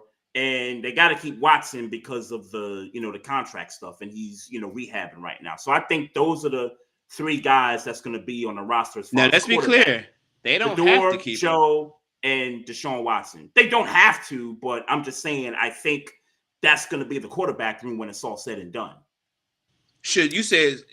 What's your quarterback room? Shador, Flacco, and Watson. I think that's going to be the quarterback room. So essentially, they got a 2 quarterback room. You think they won't because he injured? I don't think he's going to be there. And most teams carry 2 quarterbacks, so it's not crazy to have just 2 quarterbacks. Yeah, it's not crazy. Sure, it's not. I do think Shador can be a good quarterback. I don't like how a lot of stuff was handled around him. I do think he could be a good. I think he's going to prove some people wrong. I just don't trust in Cleveland. That's like the Jets. Why would I trust it? I told Maestro this the other day. I said, for us to be fans of the AFC North, we're very blessed to have a team that's inept in the division, knowing that they're always going to be at the bottom. You know what I'm saying? Nah, I feel you on that. It's like when I think it was the year before last year. Was it last year or the year before? People were picking Cleveland the year before to win the division. And I was like, why are y'all doing that? Yeah. They were all the Cleveland defense. And I was like, nah. They were like, the Cleveland's going to be better than the Steelers. People were saying that last year. And I was like, no, they won't. Yeah. No, they won't. And I think Cleveland will be the worst team in the division this year. Now, look, last thing I'll say to get off the Steelers, I don't know what direction the Steelers are trying to go. I would be fine if the Steelers. I don't want to see Mason Rudolph under center. I don't want to see Aaron Rodgers under center. Mm-hmm. I'd be fine. The Steelers will never come out and say this, Mm-hmm. but if they say, "Hey, we're punting this season because we don't have a quarterback and we're just moving towards 2026," Mm-hmm. I'm not against it. I'm not against it. He don't like that. He don't like that. It's not in our pedigree, dog. It's not. He don't like that, yo. It ain't in our pedigree, dog. But if you play Mason Rudolph, ain't you really doing that? Ain't you really punting the season? But here's what I think. I think Will Howard is going to beat him out by week 5. I think the Ohio State quarterback is going to beat him out by week 5, and I think that they should give him 3 years to see if he can be a franchise quarterback. Here's the thing. If you're telling me, you know what I'd rather do? If you to that point, Maestro, if you're telling me July 31st, August 1st, there's no sign of Aaron Rodgers around this team, and you're going into camp where you say, hey, it's a competition between Will Howard and Mason Rudolph, Skylar Thompson. I ain't mad at that. Yeah. Now, I don't like those other two options. I'd rather go behind Will Howard. Mm-hmm. Yeah. It feels very Steelers-ish to maybe, like you said, let Will Howard sit. They're 2-3 after 5 weeks. Mm-hmm. Mason Rudolph doesn't have the offense moving. Let's give the kid a shot. Yeah. I'm fine with that. Yeah. Why not? Look, Why not? I remember how Ben Roethlisberger was born. I remember it. Tommy Maddox was terrible. Yeah. He was terrible against the Ravens week 2 or week 3, and then he got injured. Mm-hmm. And then Ben Roethlisberger came in relief, and then history was made. He never relinquished that seat again. And never again. Now, I'm not saying Will Howard is Ben Roethlisberger. I'm just saying that he's the stature, 6'4", 6'5", 250 pounds, likes to throw the rock, will run if he has to run. So he ain't going to be Lamar Jackson fast, but hey, give him a spot to run, he'll do it.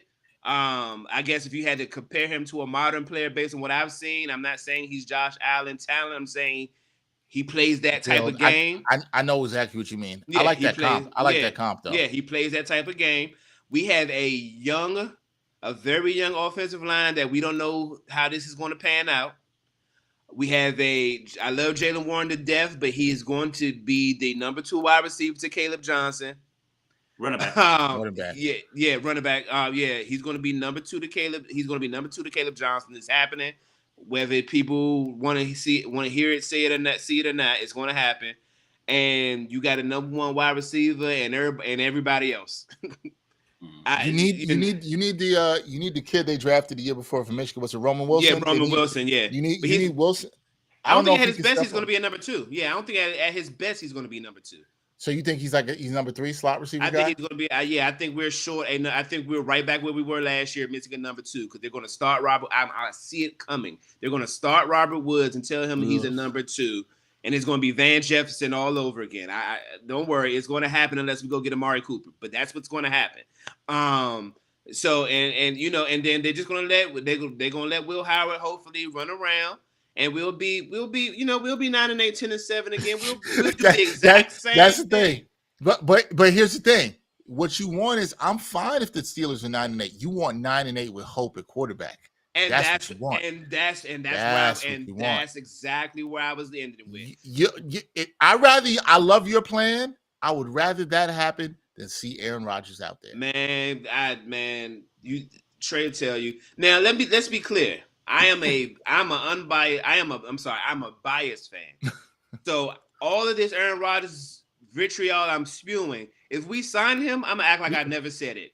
I'm gonna act like we gonna clip it. I'm gonna act like and I'm gonna say it's AI, nigga. I never said it. Ain't no men in black. We ain't doing that. I never said it. It's AI. AI is impeccable nowadays. If we sign him, I never said it. I will say that I said it. I will still root for him to do well once he's in the black and gold. But if he fails, I'm gonna definitely be like, I told y'all so. Yeah, exactly. That's who I am. I'm fake. I am a hypocrite. I'm gonna do some research. I'm gonna do some research, because we always compare Aaron Rodgers to when Brett Favre was making his moves after Green Bay. I'm gonna do some research and just try to remember or at least find the exact day when Brett Favre said, "Hey, I'm going to sign with the Vikings," because that was like late in like, mini camp or training camp or something like that. That was someplace in the summer. I believe Let me you're right be. about that. I hope and pray that my 'Cause- organization got the balls, and let's be clear, this is something that's going to require balls to say, "Hey, man, it's too late. I don't want to pay you $25 million for you to walk in here a month before the fucking season come and think you're going to just come in here and cook. We're going to be 9-8. Bring Alan Lazard with him, man. We're going to be 9-8 with Aaron Rodgers. Let's be clear. We're going to be 9-8, 10-7 with Aaron Rodgers. No different than we're probably going to be 9-8, 10-7 with Will Howard / Mason Rudolph, because that's the type of coach Chip Tomlin is. I agree. I think our coach is that good, but I think you want to be 9-8 with hope. I don't agree. Want to be 9-8. Like if there's another 9-8 season, the Steelers lose in the first round of the playoffs, but Will Howard gets some playoff experience, and you're like, yo, he looks like a player. Yeah, that's I'm different. cool with that. I'm cool. And with look, that. You'll know if he looks like a player because you do a podcast with this guy who's a Ravens fan, and if he's even a little bit shooketh at the fact of how Will Howard looks, you'll know. You know what I'm saying? The Steelers just need competency at quarterback. I wanted it to be my boy Kenny Pickett, but it was not to be. Nah, I never believed in Kenny Pickett. Even then, when that draft, I'm documented. Do not get neither, not him or Malik Willis that year. I wasn't. That man was rooting hard as hell. I was praying. I had to. No, you didn't. We drafted him. I'm a Steelers fan. I'm a biased Steelers fan. So when he started, I was like, "Hey, you gotta start finding the positives." I don't believe in that. Let's get to basketball though. We got a lot going on basketball. A lot Let's going on. Indiana is. I was watching this too while you guys were saying. I have got to change where I record at, bro. Dex, this is just nasty work what the Pacers are doing to Cleveland, yo. Like, the Cavs was going like that. Yo, the Cavs was up by like 20, like the first, second quarter, and the Pacers made a comeback. They was up as like 10 points, and now the deficit's like 4 points right now. 7 now. 7. Yeah, 3:59 to go. Yeah. But hey, Dex, I ain't complaining because we about to, get Boston up out of here, and we about to go to the finals this year, man. I said this last night. Come on, bro. Come on, man. One game at a time. I've been watching sports too long. One game at a time. I like the captain Jalen Brunson told everybody last night, get off the court. We ain't win nothing yet. I agree with that. Do I want to see the Pacers? Yes. Classic matchup. Yeah. And the Pacers, people need to start putting some respect on the Pacers' name. Yeah. Pacers are a good team. Pacers are a good team. Tyrese Halliburton's a good player. Cleveland is choking here, guys. But thank you, because let's be really clear. It's bad. This is not me throwing shade at the Indiana Pacers. It's not. Mm-hmm. It is not. But I make it. This is the random time where I make like the NBA is most exciting to me because it's like who are these players? Who are these teams? And to have a Donovan Mitchell on your team and to have a Kenny Atkinson and for Kenny Atkinson to put this team coach of the year, by the way. Yeah. Even though I feel like Bickerstaff should have got it. In your opinion. Yeah. But to have that guy who is a bona fide closer in Donovan Mitchell, and to be getting ran off the court like this by, let's just keep it a buck. As good as Halliburton is, he's a very good point guard, but he's not that guy. He improved from last year, though. We can admit that. But we're talking about him hitting game winners. We're not talking about him taking control of games where you need somebody to score. Whether he takes control of a game or not, like last year against Boston, sloppy turnovers, mistakes is what cost them from even getting the game against Boston. Now they're coming in this year in the playoffs, and now he's not making the turnovers. He's not being sloppy. He is taking the last shot. He is. But he also is not taking over the game. He's leaving his team to people like Nembhard. Okay. I think what's wrong with that? I think he's Nembhard ain't him. I think they don't have a him on that team. Exactly. I think Sure. that was the way I said that sounds mean to Halliburton, because I think Halliburton's really damn good. Like a top point guard in the league. He's probably the purest point guard in the league in the sense of making everybody better. His game is more of like a bigger Steve Nash. That's the way I look at him. Exactly. Okay. So how do you so again? That's a great player though. That's a great player, but it's not. But you need somebody to bring it home, because your game is not to bring it home. Your game is to give it to somebody and hope they bring it home for you. Go ahead. No, well, I was gonna say I don't disagree with you. And that's maybe where they're going to have to tweak things with their roster going forward. Mm-hmm. But what they do have is a lot of good, tough-minded dudes. And Nembhard, I love Nembhard. Nembhard can play on my team any day. Siakam, who's done it and won. Siakam is supposed to be. Well, they paid him like he's supposed to be him, but Siakam's not him. No, they don't have a him. They don't have to bring it to the Knicks. They don't have a Brunson. Yeah. Right. Brunson's a him. They don't have him. Yeah. They probably, to be fair, they probably don't even have a cat.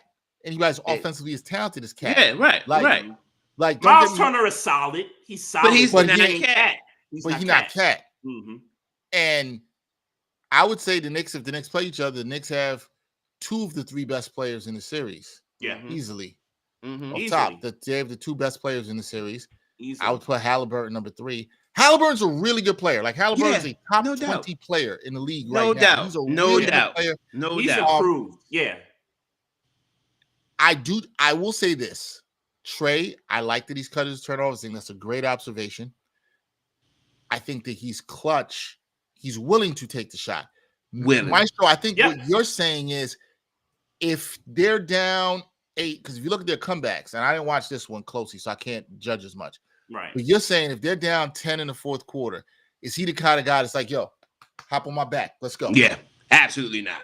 The thing is, he can do that, but it's not going to be by getting buckets. It's going to be more likely by assisting other people, which is a skill. It's part of offense. Definitely a skill. It's definitely a skill, and it's important. If you can set up other guys, but it's sometimes with a championship team, you're going to need somebody that's like, yo, I need you to go get me a bucket. Mm-hmm. Can you do that? Like 5 possessions in a row, like what Donovan Mitchell did. Like what Donovan Mitchell, get out against my Miami. Way. Get out my way. It's time to play ball. I don't think they have that guy. I don't, and that might be to their detriment. They're really good. They're really deep. They know their roles. They run. I like Carlisle has them well coached. Yes, indeed. It's something they might have to consider about in trading. Like, who's that kind of wing player that you get next, or is it a big that you get next to Halliburton? The problem I think with the Cavs is they just look tight. I've been looking at them. They've been looking tight in this game, and they just look soft again, man. It's a regular season team, and credit to them, 60+ wins.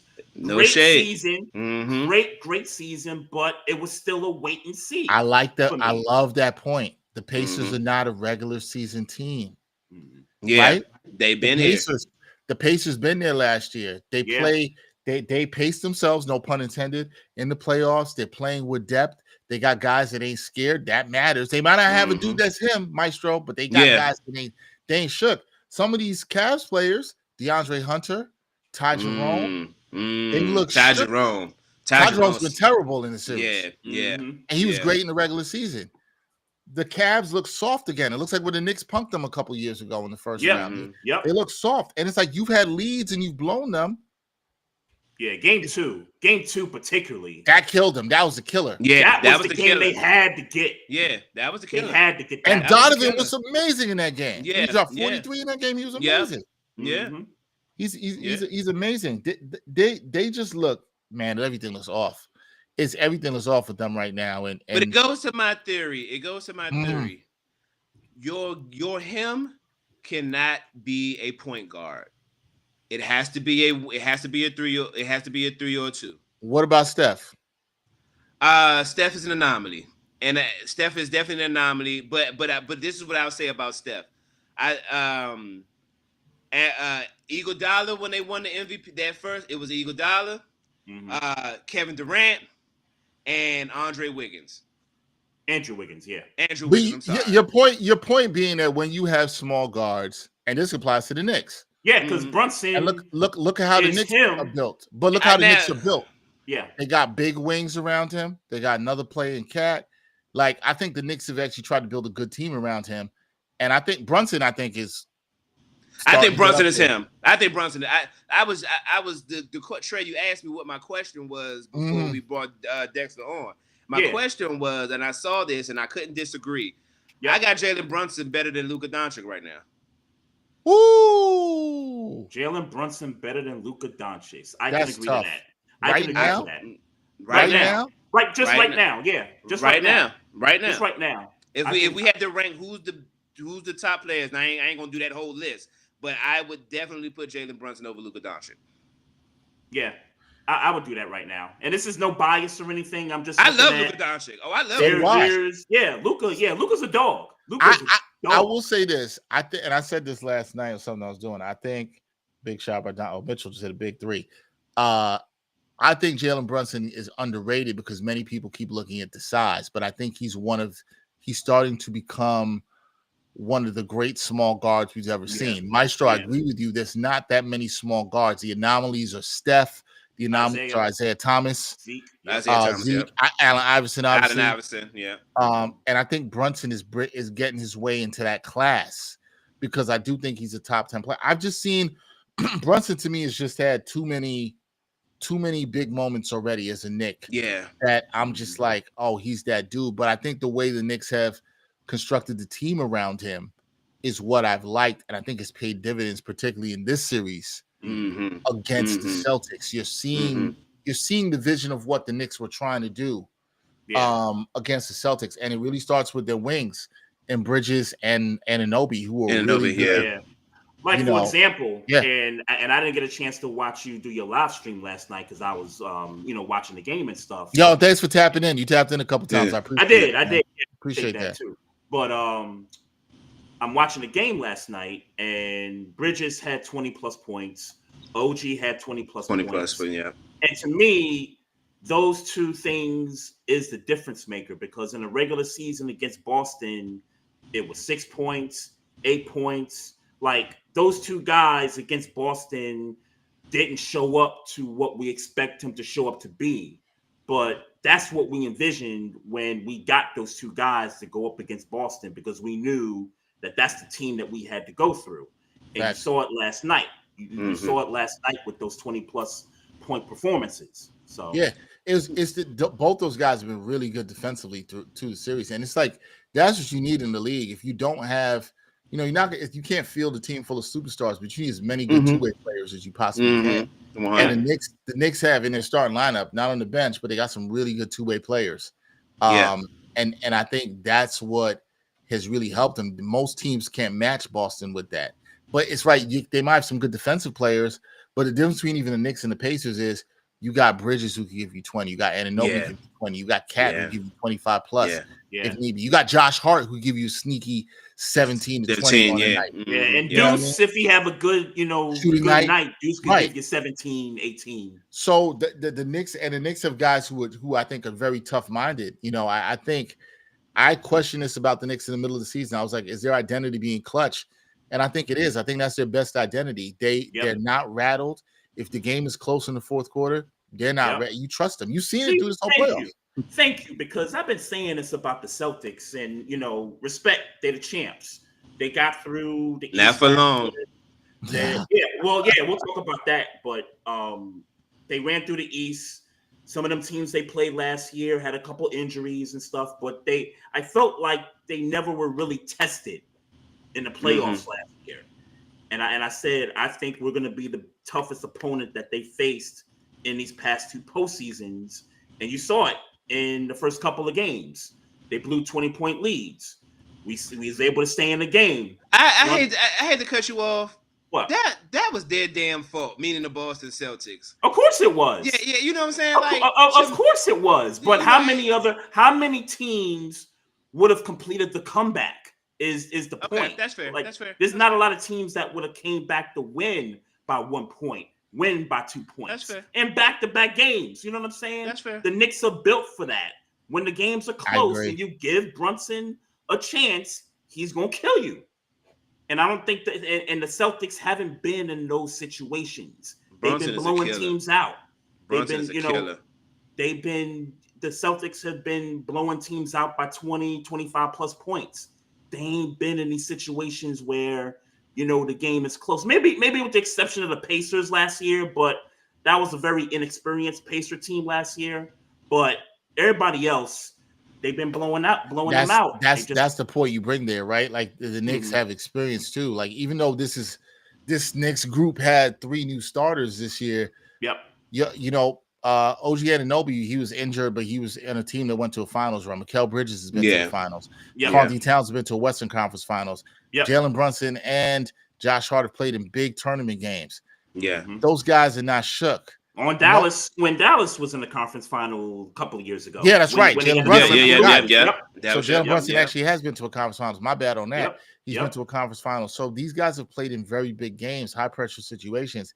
They're not shook. And I think in New York, it was so underrated. The fan base was all like, this team is not last year's team. I heard it all the time. This team is soft. They're not soft because they showed you that in the first round. It's like there's toughness and then there's mental toughness. Yeah. And sometimes some teams, it takes a little time for one and it combines for both. And I think that's what you've seen with the Knicks. They have the toughness and the mental toughness that you saw last night. Celtics go up 10. They go on a 6-0 run.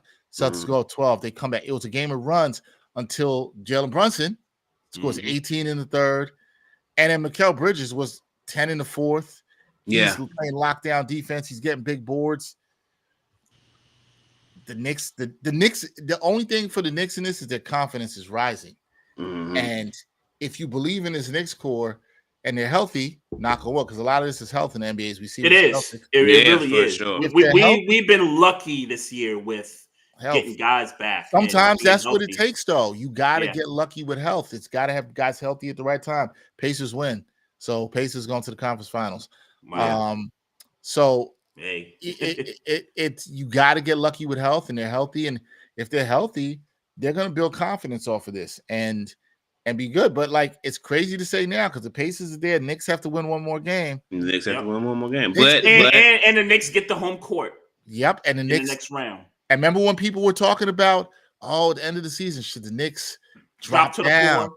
I'm never a fan of that. You play to win as many games as you can, get the highest seed you can. Don't run from anybody. I thought that was going to happen naturally because Brunson was out for about 15 games. So I thought that was going to happen naturally. But you just brought up what I think was a key point in the season for the Knicks in coming together. Right. They held it down when Brunson was out. They had an above. I think they were 8-7 or 9-6. You had a chance to see OG get his offensive game going. You had a chance to see Bridges get his offensive game going. That was huge for the team because they survived. You saw Bridges get his stuff going. You saw different things happen because Mitchell Robinson, as he was getting healthier. So the team had to rally around when Brunson was out to hold it down and be just above 500 so they didn't lose too much ground. Yeah, he's the key, though. Like, Mitchell Robinson, and people get on him, and rightfully so, about free throws. And, that shit was terrible the other day. Oh, definitely terrible. He missed the rim twice. Yeah.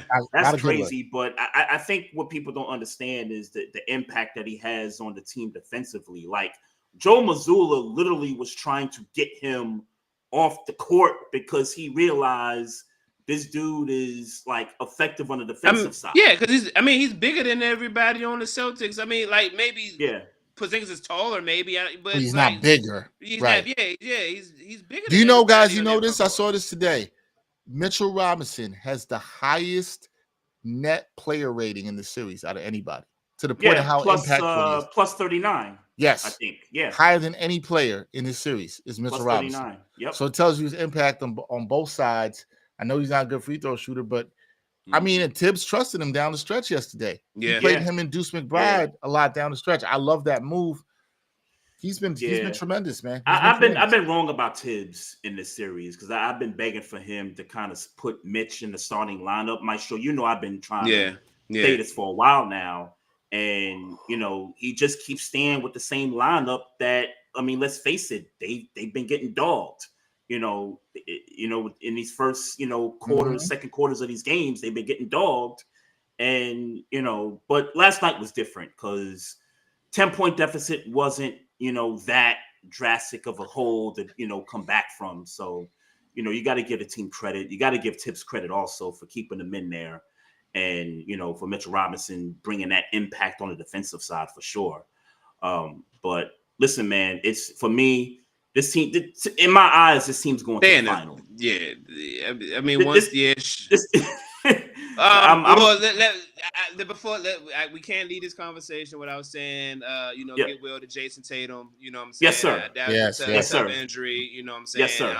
That will be the reason that this series is no longer interesting. So, get well. I don't know. I can't recall exactly what the injury is, but he tore his Achilles. He tore his Achilles. Oh yeah, you did say that earlier. Yeah. Get well soon, but this Celtics series is certainly over. I can't see. Oh yeah. Jaylen Brown ain't really been, people been questioning. People been saying, "Hey, we gonna find out about you, Jaylen Brown," but we know about him.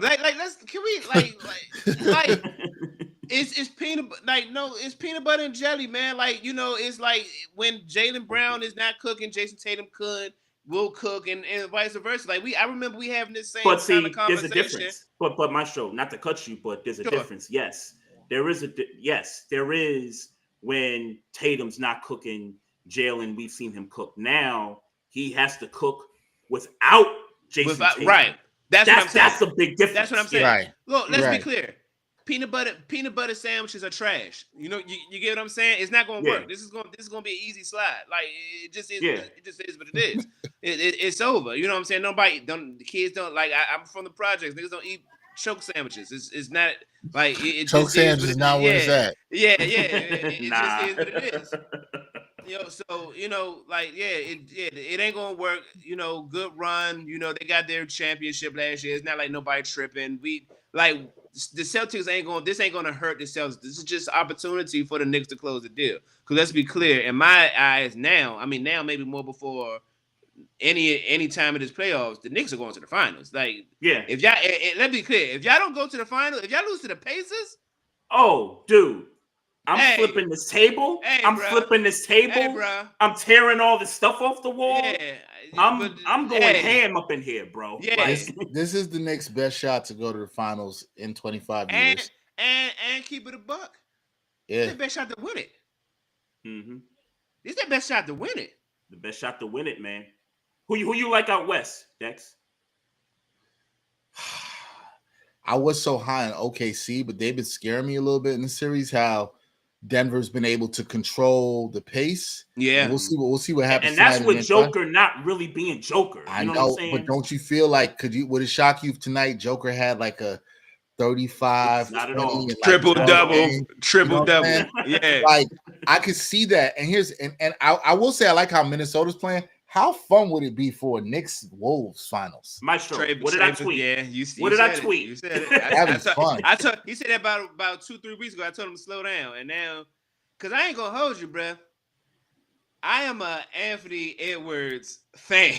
Oh, I'm too. I don't think shout out to the Warriors, and Steph is out, and certainly those things play a role into why the Timberwolves are going to get out of this. I got Timberwolves quickly. But last night and maybe even the game before, in crunch time, when Anthony Edwards said, "All right, enough, enough." Yeah. I don't want y'all to win. I want to win this game, and he just starts going to the rack whenever he want to go to the rack. And doing what he want to do. This is Anthony Edwards is in my opinion, in the playoffs right now, the best player in the Western Conference right now. I don't think nobody's stopping him. When he decides, I think when he's played well, nobody's played better thus far in the playoffs. I think SGA has been shaky in some games. Yeah. I'd probably put him number 2. I don't disagree with that. I think when he's been going, he's been fantastic. In the playoffs, and I love watching Ant play. And listen, Julius Randle's been tremendous for them. Yeah, shout out to Julius. I feel good for him because he's been tremendous. Look, this is that Knicks Wolves trade is one of those rare trades. One of It's like those both teams won, man. Yeah. It worked for both teams. Like, Yeah. maybe both guys just needed to change the scenery. Sometimes that's just true. That's the script. But I said that a long time ago. Julius Randle's needed to be gone from the Knicks. He slows the ball down in New York. I said that when he was in New York. He slows the ball down and it affects Brunson's game. Over there, he get to kind of run around, do what he want to do a little bit more, and it works. It works. Yeah. No. Yeah. And he's smart enough to get out the way. When Anthony Edwards said get out the way, he said, "All right, appreciate you letting me cook for a couple of minutes," and then he get out the way. I don't know why, but I have this feeling like I want to say OKC is coming out the West, but I'm a little shaky on them. Something's telling me Minnesota, man. I don't know why. Here's the difference because, and I got Minnesota winning the West, by the way. I don't think that's crazy. Here's the difference. Here's the difference with OKC and Minnesota because we're still waiting on Jalen Williams to kind of have his moment too, and he hasn't had that yet. I mean, Caruso, I think had a dominant game. I think a 20-something point game. And when we say dominant, we mean reach his peak. For him. Yeah, right. I knew Caruso. Yeah, I knew that. Yeah. Right. So we're waiting for Jalen Williams to kind of show up. And I think SGA supporting cast versus Ant-Man supporting cast, I don't even think it's close, bro. I think Minnesota's got the better supporting cast. I'm a little bit. I think I agree, but I think it's because Minnesota got a little bit more experience. I think, and Trey, you tell me if I'm wrong. What I'm hearing you say that about supporting cast. Right. Minnesota has more guys that you trust to go to if you need a bucket or can score. Like, I trust Minnesota's role players a little bit more.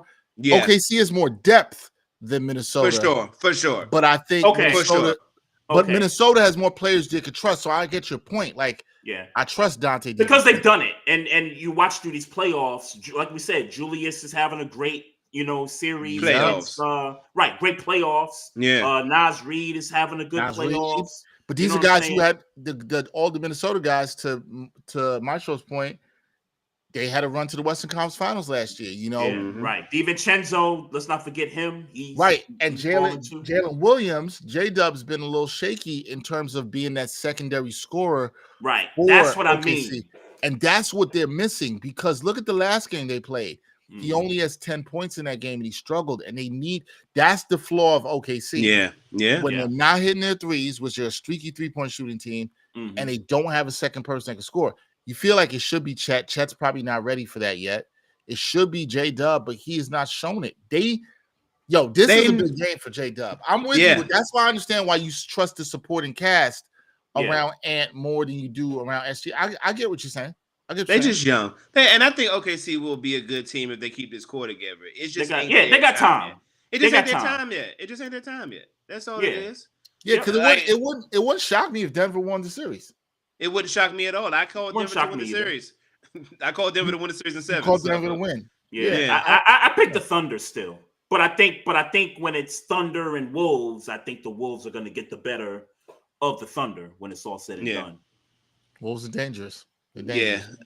Hey, Dexter Henry, my guy. First of all, you ain't never gonna hear a bad word about me because I just found out you a Pittsburgh Steelers fan. Yes, sir. Hey, we appreciate you coming on, man. We definitely gotta stay locked in. But before we let you go, let the people know where they can find you at. Yeah, you can find me at all social media platforms at D Henry TV on the New York Post Sports YouTube channel. You can check me out there. Yo, this was a lot of fun. You guys keep it real. So this is one of the more. You join some podcasts sometimes. It's like really structured. You know what I mean? I mean, you guys had the structure, but I like that you guys have a lot of fun. Trey roots for the Knicks like me. Maestro, you root for the Steelers like me. Here we go. So it's all good. You know what I'm saying? Yeah, it's all good. All we need, Maestro, though, is this fall. We just need the Steelers to beat the Ravens twice. That's all. Hey, man, that's all we need. That's all I'm saying. We just need that to happen. Hey, Lamar's figured it out, man. Because here's the thing. I give y'all this. You mean Derrick Henry? I give y'all this because the Steelers have had Lamar's number since Lamar been in the league. Yeah. But this past season, Derrick Henry came to your team. Okay. That second game. He I was gonna say Derrick Henry fumbled the ball in the first matchup. Right. So what I'm saying is that y'all figured out that you need somebody else to worry about coming out of that backfield with vengeance. And that's what y'all got. Our run defense is terrible. Look, the reason why I knew we didn't need a quarterback in the first round is our last 4 games. Kansas City, Philadelphia, Baltimore, even we got run all over. Even that snow game in Cleveland. I'm like, what the fuck is going on? Yeah, we were trashing that. Yeah. So look, man. Let's just hope Derek Harmon is as advertised, and we can show up this run game a little bit, and we'll talk then. Yeah, we'll talk then. But yo, guys, thank you for having me. Y'all have a fun show. I'm down to come back anytime. Go Knicks, go Steelers. Yeah, we'll talk soon, man. Yes, sir. Yes, sir. Be safe out here. Peace, brothers. Streets, yes, sir. Appreciate you. The homie right there, Dexter Henry. You can find him at New York Post Sports and also on Twitter at DHenryTV. Dope stuff, man. Yeah, man. Right I wanted to. We do not engage. I'm just telling you what was on my notes that I wanted to talk about, and it was 2 things. One, I wanted to talk about how you felt about how the lottery draft is picked, because I have a theory that I saw online. It's rigged. Right, but how is it rigged? I wanted to get into how you thought it was rigged. And secondly, I did want to talk of no, don't do it, because we only got a couple minutes. And I also wanted to leave out there. I think we'll be safe. We're on a different system. Just FYI. Well, still, we I'm just letting you know. I'm just letting you know. Thank you for letting me know. In case I didn't express that before. Because I didn't know that, but I did know that. But thank you for letting me know. The second thing I did want to talk about is where Giannis is going in your mind, because Giannis is gone. Don't do it. I don't want to be continued. To be continued, because nothing's happened yet. But he's gone. He's gone. He's gone. He's gone. I will say this one thing.